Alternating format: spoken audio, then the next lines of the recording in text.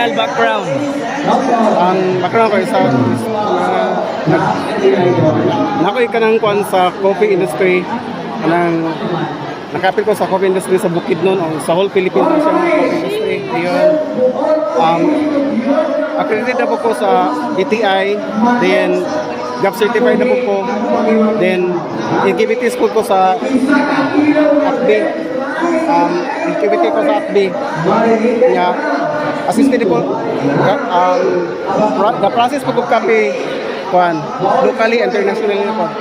International. Oh, then. So, what kind of work experience did you have prior to starting your business? Kuan. Nag-start ko sa business nagpagpupar ang akong course kay kuan akong course din. Akong course kay Putik ang course pero transfer ko sa farming last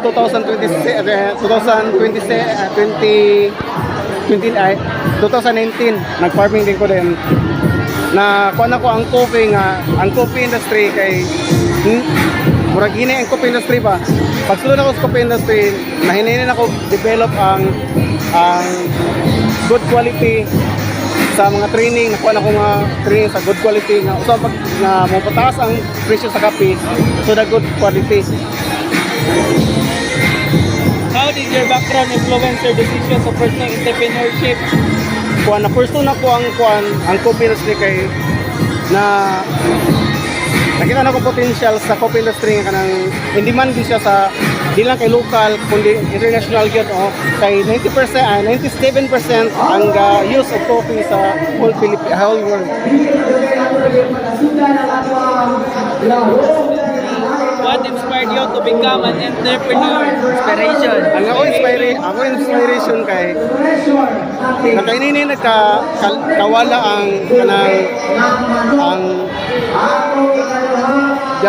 gamit o kanang natural farming na technology which is organic practitioner then na-inspire po ko sa kanang coffee gyud nga